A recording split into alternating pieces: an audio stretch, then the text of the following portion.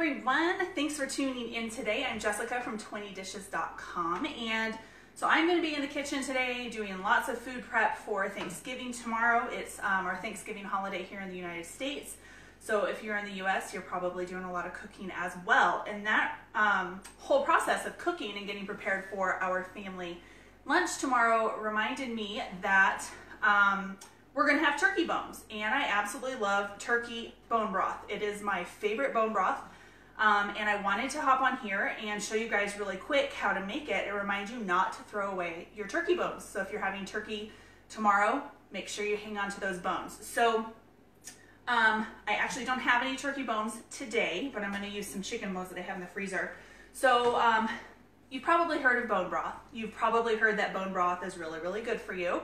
It's kind of all the rage all over the internet. So bone broth is super nourishing to your whole body, but especially for your digestion and your gut lining and everything.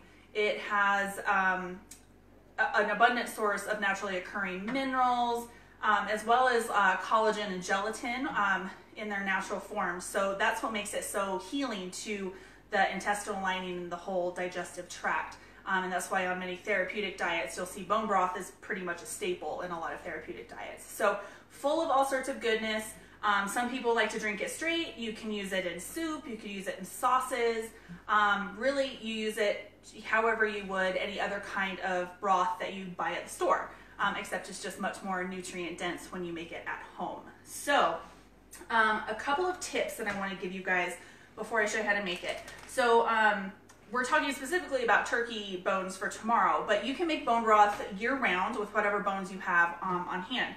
So I always keep a Ziploc bag in my freezer, and so this Ziploc bag has a bunch of chicken bones in it. So I have, I think, the bones from one chicken carcass where I cooked a whole chicken, but then I've also got, when I buy like bone-in like drumsticks and chicken thighs and stuff like that, I save those bones as well. And I just toss them in this one Ziploc bag in the freezer, and then when I have enough to make a batch of bone broth, then I just toss it in my Instant Pot and make my broth. The other thing you can do too, you can make bone broth with just plain bones and water. That's all you really need. But if you want to add some flavors in there, you could always add some herbs. You could add some onions, celery, carrots, that kind of stuff.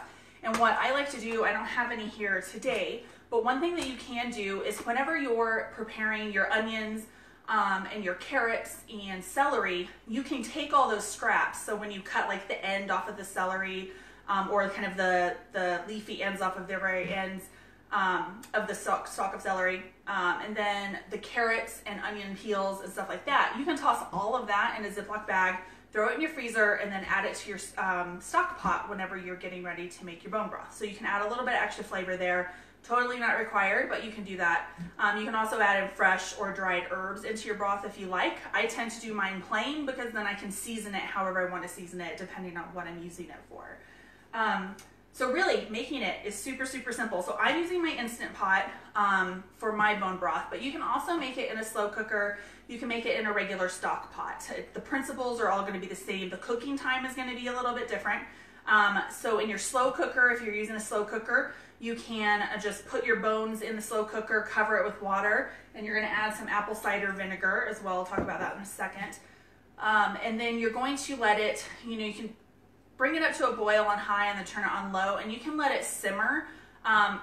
6 hours is usually what I would recommend at the very minimum, but I know people that actually have a crock pot or a slow cooker going all the time, and they just leave it on low and let it just simmer, and they just keep adding some more water, and so they're just pulling out a little bit of bone broth at a time and using it that way. So you can let it simmer for almost forever. When I used to use a slow cooker for my bone broth, I would usually let it simmer for about 24 hours, and then I would turn it off, strain it, and then freeze it or use it however I was going to.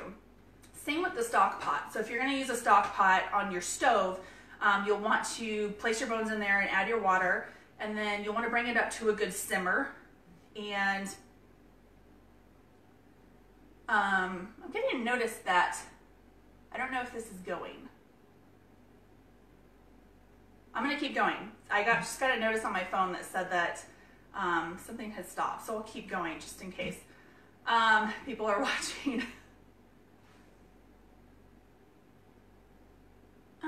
something happened.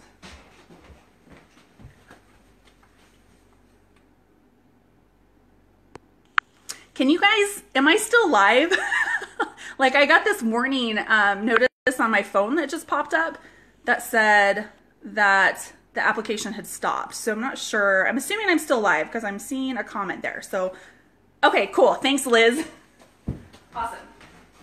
Okay, so it said that my phone had crashed, but apparently not. So I'm still here. So I think I was talking about using your stock pot. So if you're going to use your stock pot to make your broth, you're just gonna add your bones, add your water, put it on the stove, bring it up to a simmer, and then turn the heat down on low, keep it covered, and then you can simmer it anywhere from 4 to 6 hours at the minimum is what I would do. Just let it simmer, or you can let it go longer too. If you're gonna be home, like sometimes I used to start it in the morning, I would bring it up to that boil and then just turn it down on really low and just let it keep simmering. I would let it simmer all day. So it would get like maybe 8 or 9 hours of simmering time. The longer you let your stock go, the more nutrients that are going to be pulled out, and also the richer the flavor. So that's why I recommend at least doing like 4 to 6 hours if possible, if you're not using a pressure cooker. So the pressure cooker actually reduces the time substantially. So I usually do each batch of bone broth for about 2 hours in my pressure cooker. So I'm using my Instant Pot. You could use another pressure cooker if you have the old-fashioned ones, or another electric pressure cooker like this. So what I'm gonna do, I'm taking off the lid. I've got my stainless steel insert in here. And so I'm going to open up my bag of frozen bones. These have all been in the freezer. Depending on the size of your pot, you may need to break down, like if you have a turkey tomorrow, you're probably gonna have to break down some of that carcass. That sounds really gross, but you may have to break it up a little bit so that it'll fit in whatever pot you're using. The Instant Pot, this is the 6-quart one, and so it can be a little bit small. So if I had a full turkey, I would have to break it down in order to like shove it in there. Let me grab a towel. So I have my bones in here. A little tip to help pull out the minerals and the other nutrients out of the bones is to add a little splash of apple cider vinegar into your pot. And what I like to do is let it sit for about an hour before I start heating it, if I have time. But a lot of times I just need to get the broth made. So I'll just put probably about a tablespoon in this 6-quart, maybe just 2 teaspoons. It doesn't really alter the flavor, so you don't need to worry about that. So that's probably about a tablespoon worth. But you could do anywhere from 1 teaspoon to a tablespoon. So toss your apple cider vinegar in there. If you're gonna add any vegetables or herbs or anything, do it at this point. And then I'm gonna add my filtered water. And I'm just gonna pour enough water. So in your Instant Pot, you have a maximum fill line. So I'm gonna go all the way up to that maximum fill line. If you're using some other kind of pot or your slow cooker, you just wanna leave about an inch, probably 1 to 2 inches at the top, because it is going to start bubbling and simmering, and so you don't want it to kind of splash out through the lid and everything. So I try to leave about an inch to 2 inches in the pot that I'm using. But you really don't need a recipe for this. So that's one thing that I wanted to stress. Like, it's making bone broth is super simple. You literally need bones. You need some apple cider vinegar, but even if you don't have apple cider vinegar or don't want to use the vinegar at all, you don't need to worry about it. It's still going to be fine. That just helps kind of leach some of the minerals out of the bones. And then you need filtered water. That's it. So I just put the bones in, cover it with the water, and then since I'm using my Instant Pot, I'm going to go ahead and place the lid on. Go ahead and plug this in.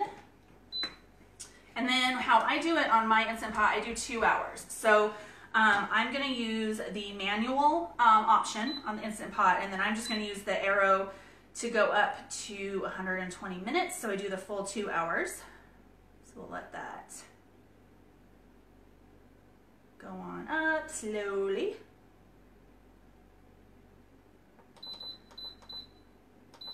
Okay, so there we are. And then I'm gonna make sure that my valve is in the closed position, everything's sealed. And that's just gonna work its magic. So now I can just walk away, go do whatever else I need to do. This is gonna cook my bone broth. When the time is up, I'm just gonna let the pressure release naturally. If you're in a hurry, you could do a quick pressure release on the Instant Pot if you need, and then take the lid off. Just be really, really careful because it's gonna be super hot. But I usually just let it sit. It's gonna take probably 30 minutes or so for the pressure to come down completely. So this is all set, ready to cook up my bone broth, and then I'll have bone broth in a couple of hours that I can use to make soup or sauces or whatever for Thanksgiving tomorrow. And then, you know, same thing, if you're using a pot or a slow cooker, just be careful when you're taking off the lid. Don't burn yourself with any hot steam or anything. So I think that is pretty much it. So hang on to those turkey bones tomorrow, make yourself some turkey stock, it's my favorite. And then also throughout the year, just keep a Ziploc bag or some kind of container. I know some people that use the little plastic like shoebox containers. They just keep it in their freezer and then they toss in all of their scraps and their bones and everything. And when they have enough to make a batch, then they just toss it in there, wash the container, and start over again. So super, super easy. Let me know if you have questions down below, and I will be happy to answer those. My phone is so far away from me that I have to like walk around my kitchen to go answer questions, but I think that's pretty much it. So I hope you guys have a wonderful Thanksgiving tomorrow if you're here in the United States, and I hope you have lots of great food and time with friends and family. And even if you're not in the United States, I hope you have a great day today and tomorrow as well. And I will be back again next week. Next week, I'm going to be talking about healthy sugar substitutes. So it's the time of year where people are going to be making lots of sweet treats for the holidays, and I want to talk about a little some substitutes that you can use for maybe some of the refined sugars that you might normally use in your foods, and kind of clean those up a little bit with some healthier sugars. So I'm going to sign off for today. Have a great day, everyone. Happy Thanksgiving, and thanks for watching. Bye.